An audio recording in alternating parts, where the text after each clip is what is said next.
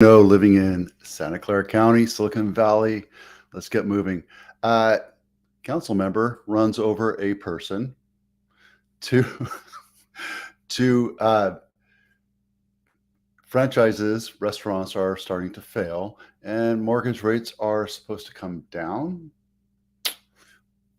So, yeah. So those are the three things we're going to talk about. But afterwards, I want you to hold off or maybe come back to it. But I've been reading this book, How to Say It to Seniors, and it's part of my journey. So today we're going to be talking about empowering their legacy. And I am muddling through this. I am struggling through it. So, okay, let's get back to something fun and exciting. San Jose official allegedly hits a homeless man with a car. Yep. I mean, okay, allegedly, he already admitted that he did. He gave him money, right? This guy, okay, I don't know who he is. And I didn't really get a lot of time to speak with his predecessor, who is our current mayor. You can jump on this all you want. Just go take a look. Let's see. I'm going to get right here. I want this. There it is. Okay. So Arun Batra is my council member for where I live in District 10. Up until a couple years ago, I was in District 2, which was Sergio Jimenez, who is terming out next year, I believe. We've become close acquaintances, confidants. I don't know if we're friends yet. I'll let him decide if that's going to be it. And you know how I feel about politicians. So anyway, nothing against the guy, right? I know accidents happen, and I am not the best driver. I am a pretty damn good driver, but I'm not the best one out there. However, I'm not a politician, and in my life, I always try to show compassion for others. So I guess what happened was you hit someone that was riding a bike, and the bike was trashed. I think there's a picture of it here. Yeah, there you go. So Arun, in the story, from what I remember, gave him $40 to make things cool. Well, okay, let's look at what's really possibly going on here. Homeless guy hits a car. Maybe he knew what was going on or not. It really doesn't matter. Maybe Arun was texting. Who knows? I don't know. Not saying anything here but supposition. There's no guilt or facts being laid out. Two people were in the wrong.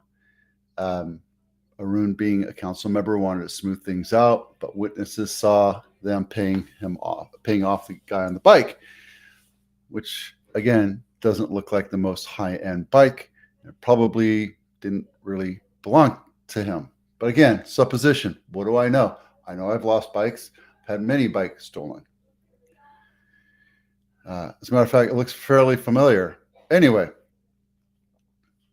it happened right here, right by San Jose State. And yeah, that kind of stuff happens all the time. The fact is, it's the way it happened. Technically, when you hit somebody, you're supposed to call the police and make a report. I don't think that happened.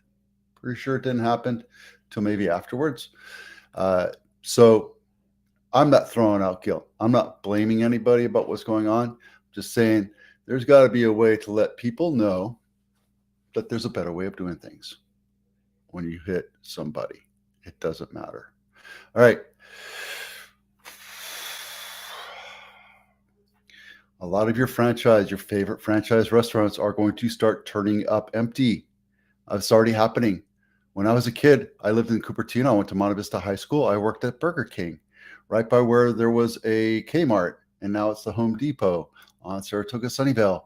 That's gone. Now it's Pho or some other kind of restaurant, but gone are the days that fast food restaurants will be a great target for you to buy if you ever wanted to buy a restaurant. Restaurants have never been a great investment in my eyes. but a lot of these companies are starting to dry up. I know for a fact, uh, part of the problem is the fast food restaurants, Burger King, McDonald's, yada yada, started fighting and getting into the dollar menu thing, which didn't help them, didn't help, definitely hurt the franchisee, and yeah, benefited the consumer because whenever I went, I always went on the dollar menu, but it didn't help them pay rent and it didn't help them pay labor. And the way it's set up is, I talk about this with a couple other guys all the time.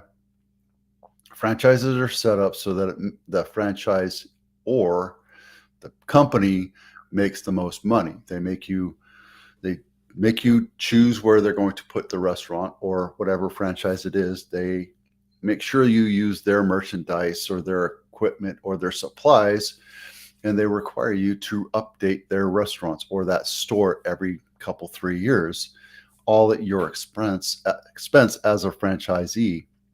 Now in California, with labor going up to $20 an hour, rent going up, the threat of Proposition 13 going away, which means your rent's going to skyrocket.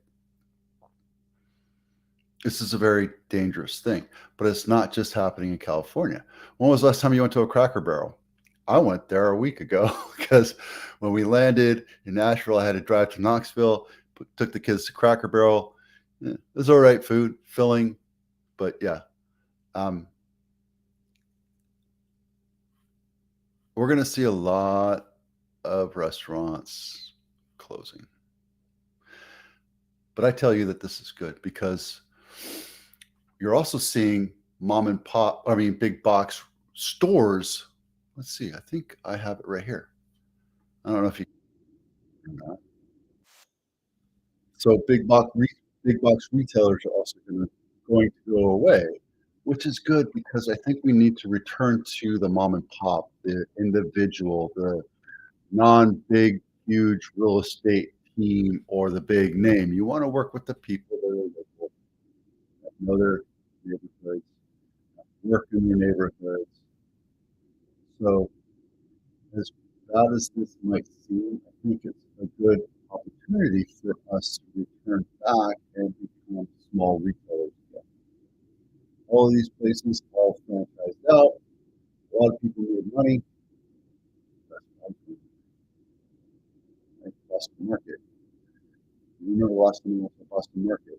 Walmart, Nordstrom, right? Department stores, big box is going away. There's no real need for that anymore, especially with the advent of Amazon. But I tell you, there's a reason to have neighborhood news stuff. So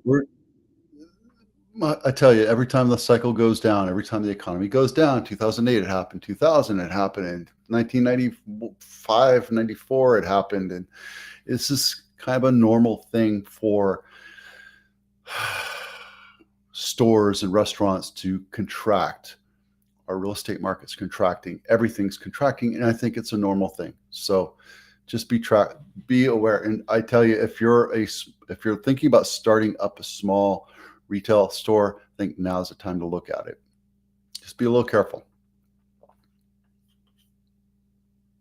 Subway, 20,000. Holy cow, they went down 5,400 stores. Well, just get used to paying $15 a sandwich, guys. Mortgage predictions for October 2023. I don't believe it. I know that this is what they're saying, but if you look at the 10-year note, the 10-year yield, I think mortgage lenders are just going to stop pretending to play the yield game. And yield is when you look at yield, it's their profit margin, right? And 2 years ago, when rates were at 2%, the 10-year was far lower than what it is today. But you're seeing what's happening, and we're expecting it to lower. Maybe the feds will try to make it go down, but I think banks are a little bit wary about this. And what happened was when the rates went down, there was a yield war or a profit war. They don't call it profit. They call it yield, but it's the same thing, right? If I'm going to sell you something at $100, I need to make 20%, 30% profit, right?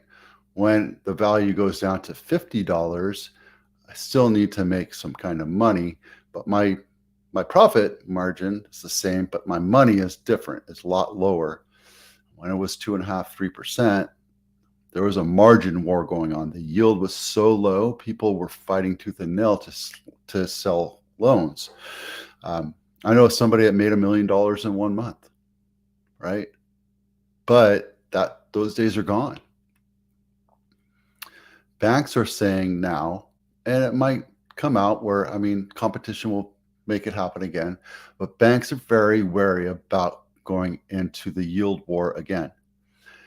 Individuals might fight tooth and nail, especially if you're the consumer. You're very allowed to negotiate and look and fight for your lowest rate. However, make sure that you get the right mortgage for yourself and that you're not getting screwed and that there's no back end points and that there's no junk fees and all that kind of stuff. So be very, very careful about that. All right. What you get for $1 million, Cimarron Drive. I sold the house right there a couple years back. So 4-bedroom, 2-bath, 1,900 square foot, 46-year-old house on market, 24 days. Let's take a look at this thing. $1 million. And it needs work. Whoa, what the heck is... Oh, it's a mat.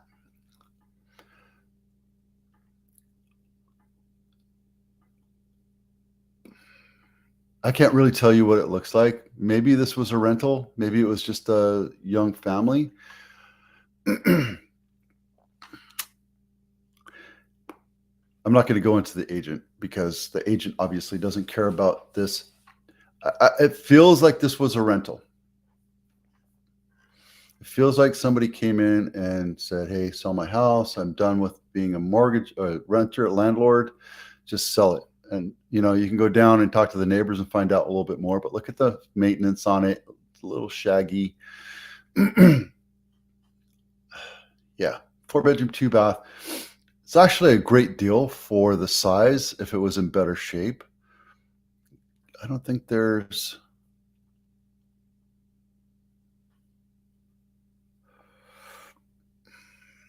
Yeah, there's no mortgage, there's no HOA. So that's good. That's probably the best deal you're going to find in Santa Clara County right now, unless you want to live right against the freeway on Lansing. Let's take a look at this. See, this sucker is right on the freeway. That's why this house will not sell for a while, unless I'm a real estate investor and I buy it because I'm going to throw a renter in there. It's been on market 8 days. We'll keep an eye on that one. So that's what you get for $1 million in Santa Clara County. All right. Let's do the numbers real quick.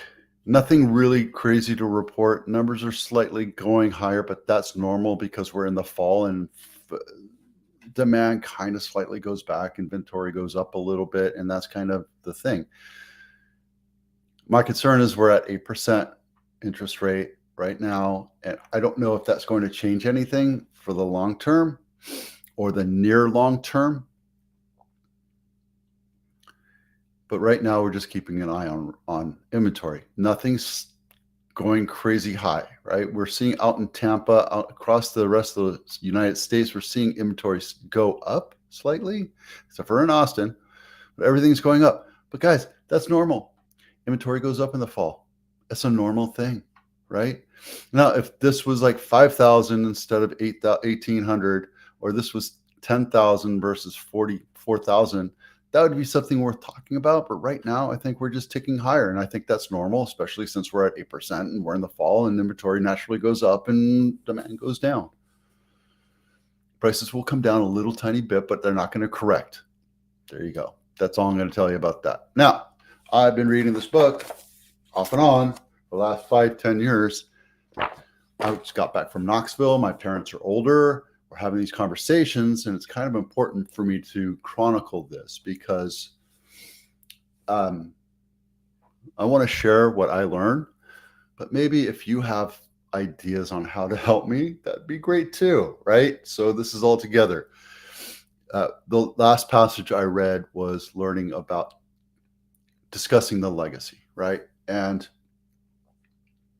in my youth, I didn't have the ability to discuss this with my parents. I didn't know what to talk about with my parents. And we have these conversations. My mom totally grabbed onto it. My dad doesn't want to talk about it.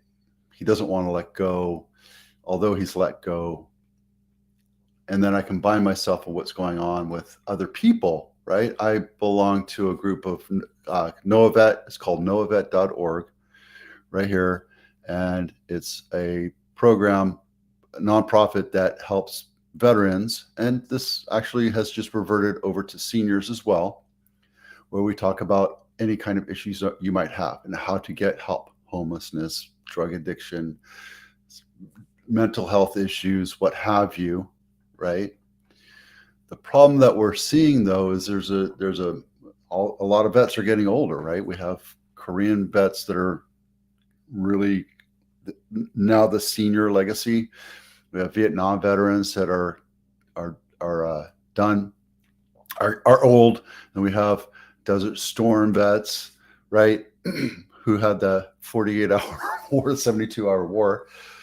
And then we had what was going on the last 20 years.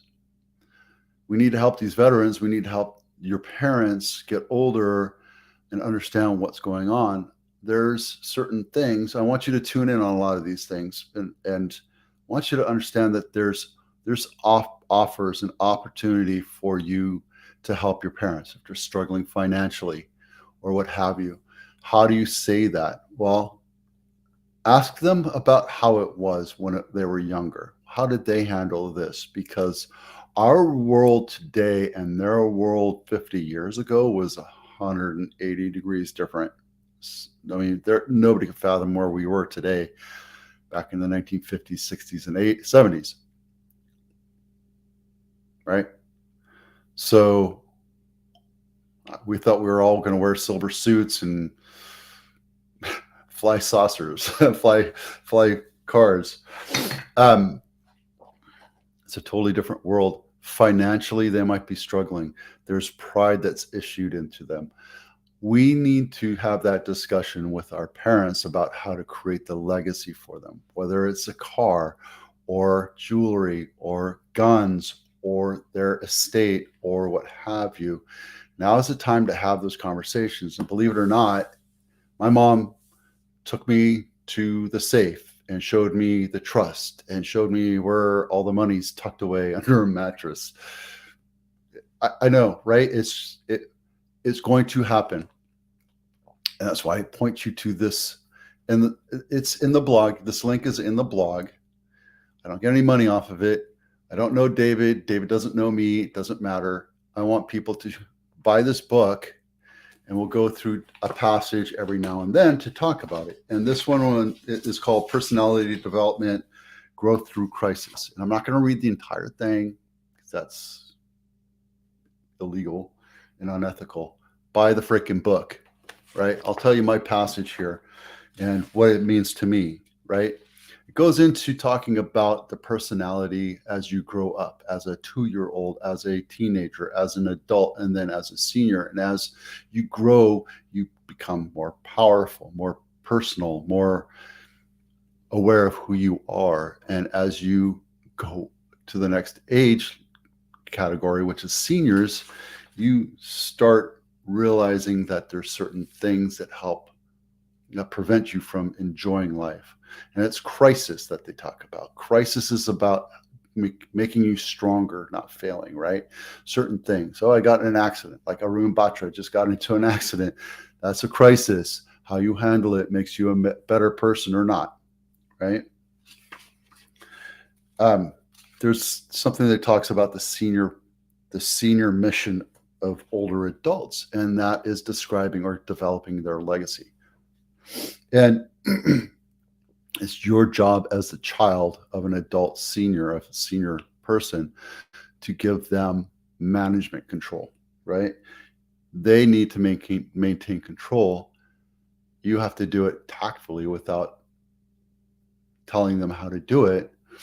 Allow them to figure it out on their own. Help them, be there for them. Be the, I guess I would say, a mentor, but not really a mentor. Now, how do you do that? You ask questions, right? Um, Here's some of the questions just to start it off with, right? What was the world like when you were growing up? What was the most significant thing, right? We landed on the moon and all that, right? These are memory things that help them relive what their life was and how cherishing their life was, how amazing their life was. And it's time for you to spend and enjoy that time reminiscing, because time is short. My mom is 80 years old. I know she doesn't have 50 more years left. So every time I can, jump on the phone and talk to her. Every time she asks, I send myself over there and meet with her, right? As expensive and excruciatingly painful as it is what it is, because the time slips quickly. Talk about your best friends, right? Why is this important? It's important because it allows you to commit that memory to a positive thing. My first stepdad passed away a few years ago, congenital heart failure. He was an Army vet. I was fortunate enough that I was flying around and I got to go see him a couple times. We broke apart, right? We kind of let him go. We got into trouble and some bad things and kind of let him do his thing. And then now that he was older, I regrouped and I got a chance to sell a house for a friend who moved to Austin, and he needed to have his car driven to Austin. So I volunteered to do it. I threw my son in there, who was 16 or 17 at the time. And it was awesome because that was a memory that he and I get to share now, even though he hated the first couple days. Anyway, it was a good memory, and now he appreciates it. We went through Dallas Fort Worth and I looked him up. I said, "Hey, we're in town. Do you want to have dinner? Let's go have dinner." We had dinner. And I knew this was the last time I was going to see him. And he's like, "I'm going to the hospital, this and that. I have congenital heart failure, some kind of heart failure." So, yeah, he never made it out of the hospital. And as regretful as that is, I appreciate the opportunity I gave myself to reach out to him and spend a few last hours with him. And those are great memories. So get into it, guys. We'll be talking about more about this in the next couple of weeks. And I'm going to do it at the end. So if you don't want to listen to it, you don't have to listen to it. All right. We talked about the politician that hit somebody on a bike. Retail restaurants and outlets are going to start contracting, and mortgage rates are supposed to come down, as well as helping your parents create a legacy. I'm Vito with Abitano. Have an amazing weekend. We'll see you out there.